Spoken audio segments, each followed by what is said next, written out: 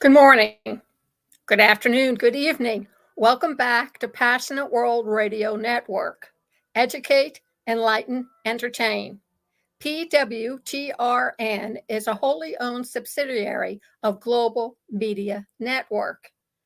On today's episode of Lest We Forget Historical, with your host Lillian Cauldwell, we are going to discuss the reasons why Putin felt compelled to wage war against the Ukraine and why several prominent professors from the US say, don't worry, there won't be a World War III.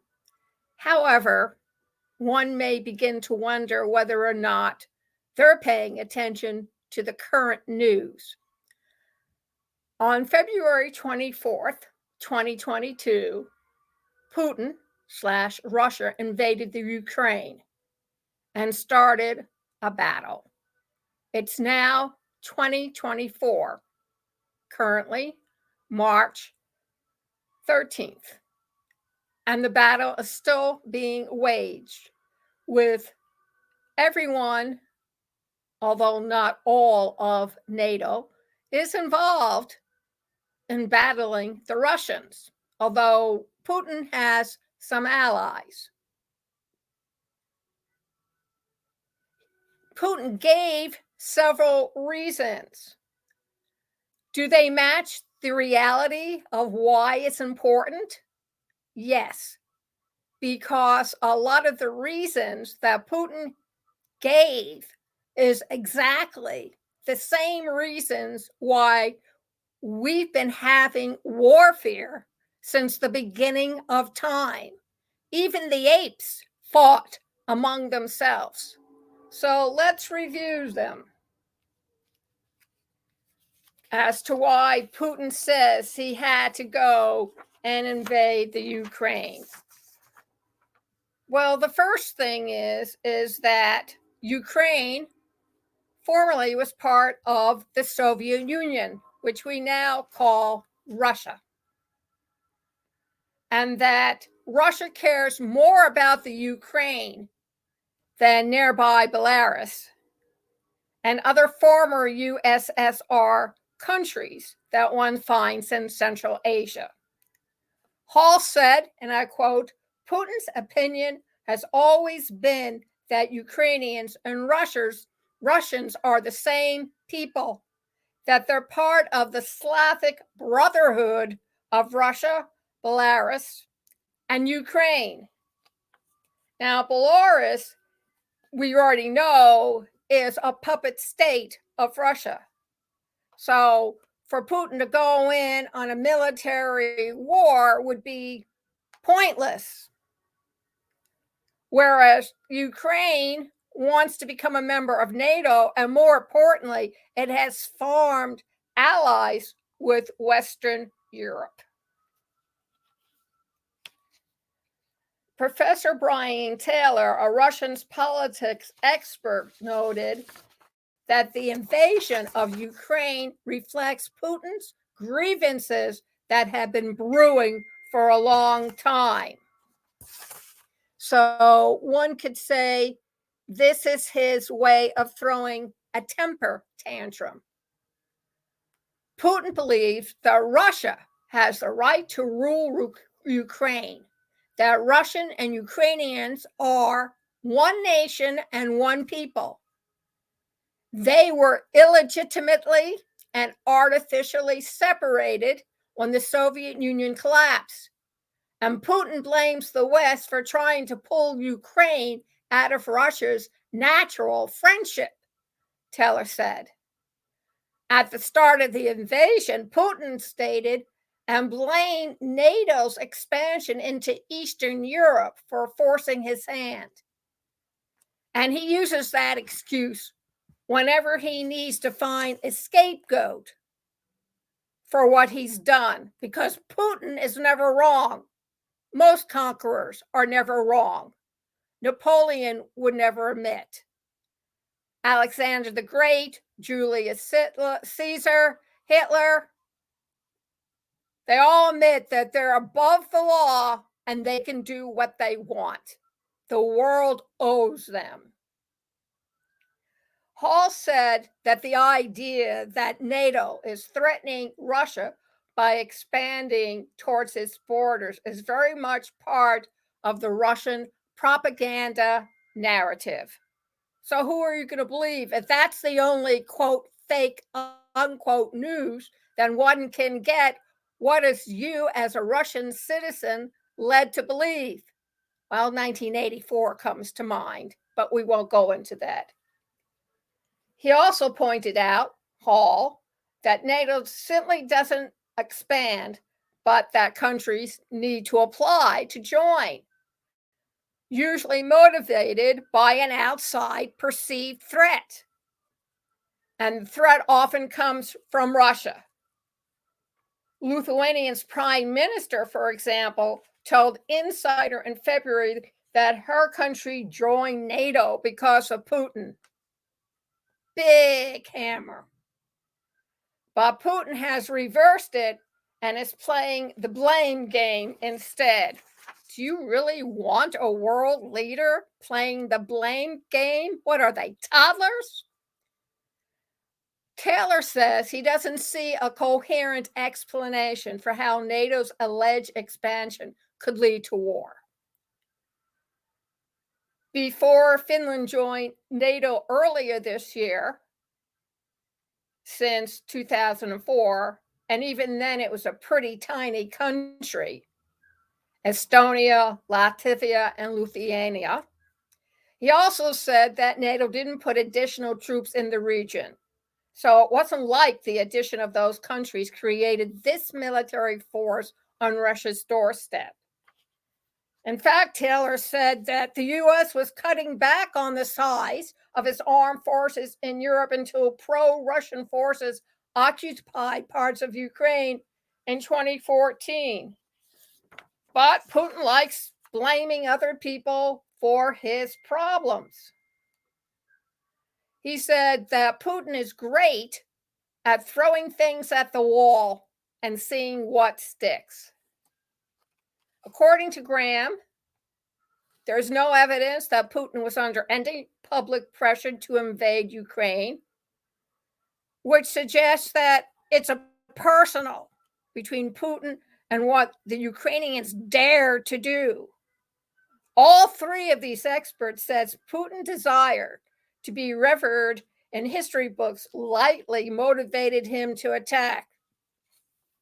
An interesting thought. That's what our presidents of the United States like to be remembered for, is their legacy.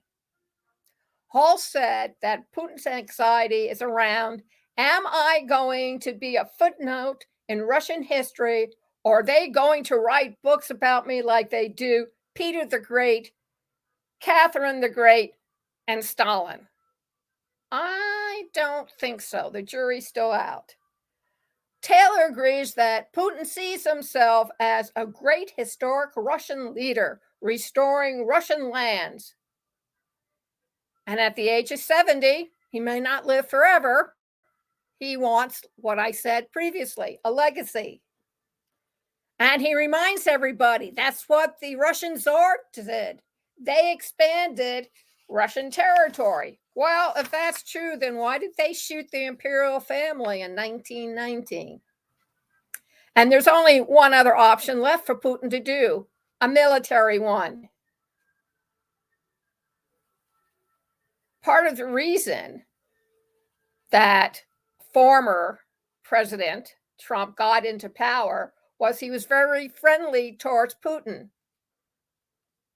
And he also publicly criticized NATO, which meant that Putin was waiting for NATO to explode from within. And then you always have COVID-19 to bring into the arena, which put Putin and Russia in isolation from the rest of the world. And Graham also added that Putin's recent tendency towards megalomania had been exacerbated by him being in extreme isolation, i.e., ignored by the rest of the world. So it kind of makes you think about why Putin has, or did Putin have, a legitimate reason for invading Ukraine. You want to know why this might lead to a world war? Well, think about it. You have Russia, Ukraine. You have Belarus, who's aching to get involved. You have the North Korean dictator. You have North Vietnam. Well, it's not as bad as North Korea, who really is itching. Of course, Cuba's pretty much out of the picture. Then you have Hamas, who attacked Israel. That's the second front. First front is Russia. Second front is Israel. The third front is the joint drone power between England and the United States that are bombing ships in the Far East because they're making problems for transport ships going through with supplies. So we just need another front.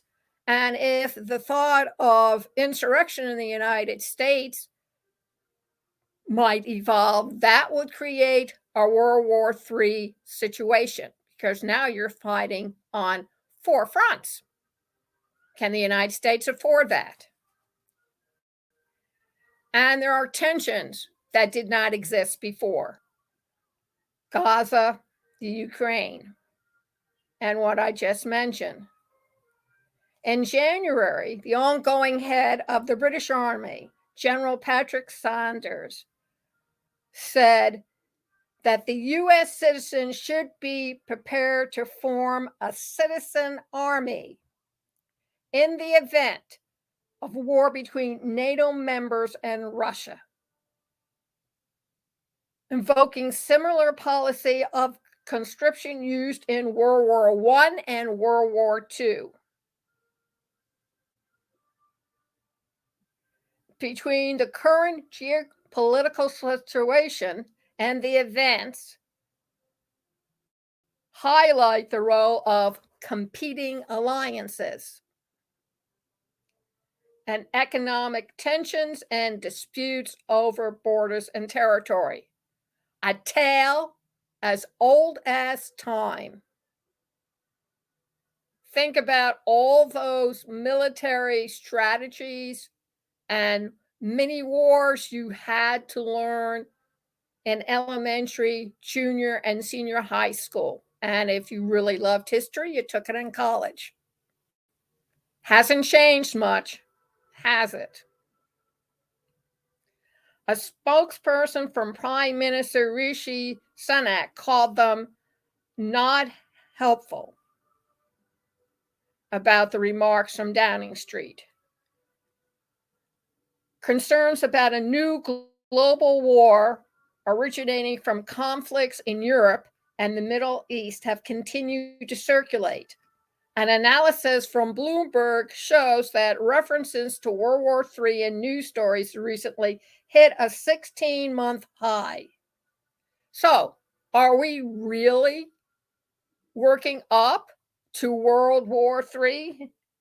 Texas A&M Today asked Dr. Jason Castillo and Dr. John Schrussler, associate professors of international affairs at Texas A&M University's Bush School of Government and Public Service. They're co-directors of the Bush School, the Albritton Center for Grand Strategy. And you're wondering, well, what makes a world war? The specific term world war applies to armed conflicts between major world powers spanning multiple regions of the globe.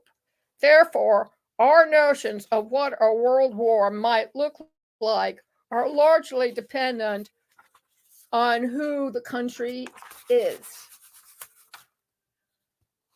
Another way of looking at it is a war in which multiple great powers compete for position on the world stage, and armed disputes over territory and resources are more common. Castillo says what we are seeing is a return to great power politics. In concrete terms, this new reality means the United States will have have to make hard choices about where and when it uses military power. If we don't make choices, we risk bankrupting ourselves, finding non-essential wars that weakens us or both.